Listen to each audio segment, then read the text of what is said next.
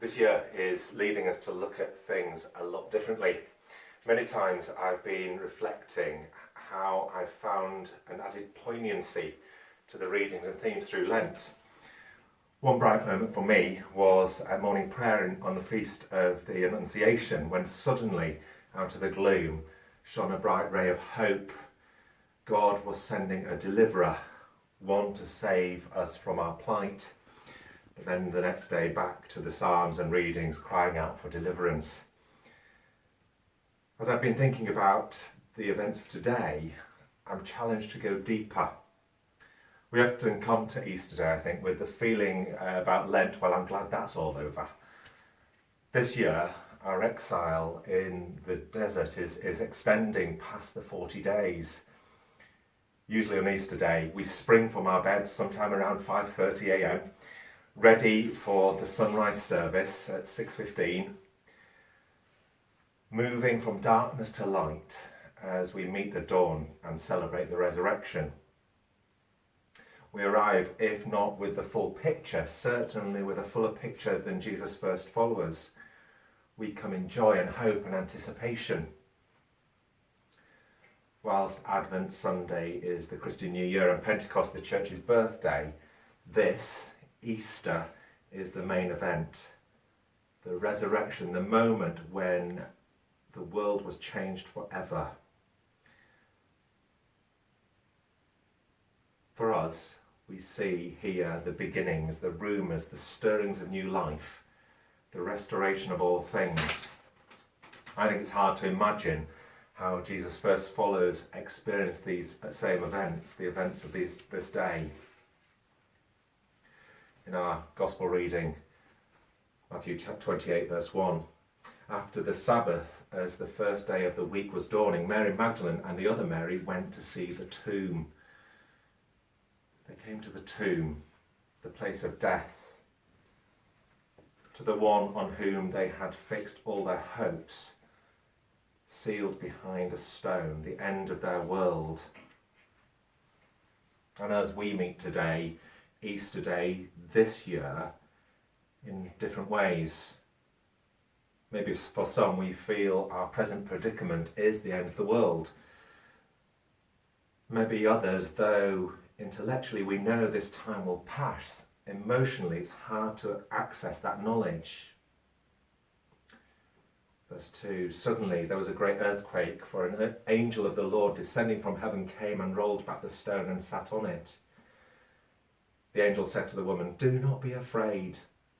I know that you are looking for Jesus who was crucified. He's not here, for he is being raised as he said." He told them it would be this way, it had to be this way. He told them that this wouldn't be the end. Verse 6 again, come see the place where he lay. See the place. This may be a suggestion, but it's not proof. Absence of a body is not the same as the living Jesus.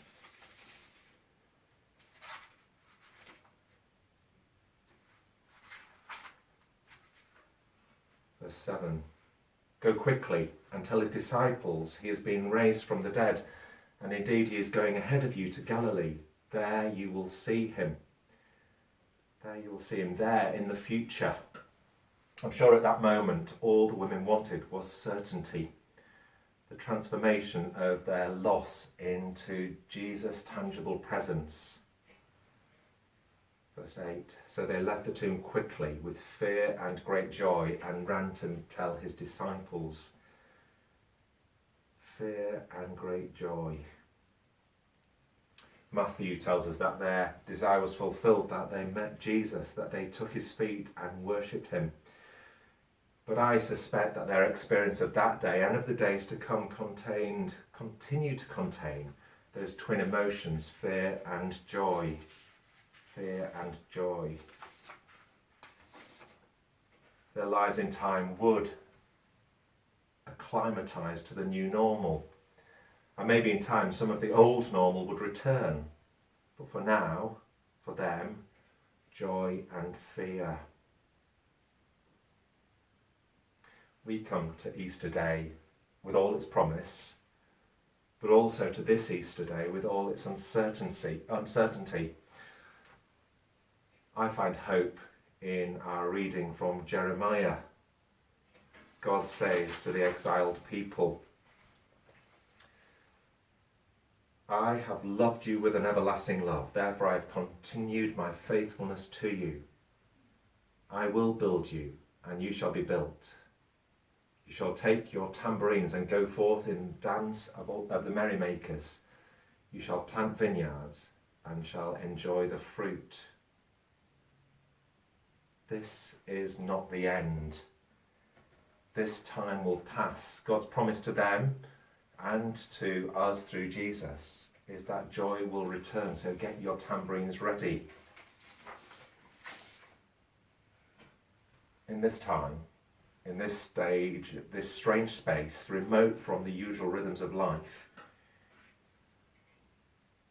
in hope of taking something good from here to what we will return in the coming months, this is what it says in Colossians 3. Set your minds on things that are above, not on things that are on earth. For you have died and your life is hidden with Christ in God. Set your minds on things that are above, not on things that are on earth, not on the uncertainties of this present time. Set it on God, on the unfailing, everlasting love. May this strange Easter, that we maybe understand in a new light, in a way that in normal times is hidden from us.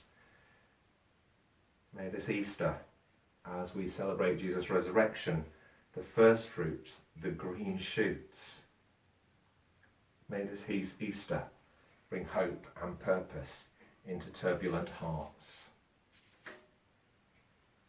Let's be quiet for a moment and we'll pray.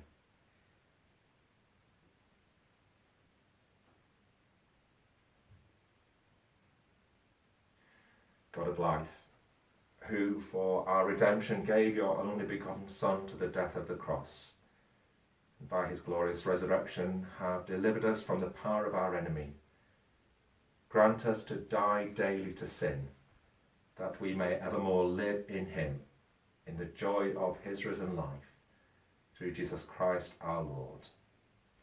Amen.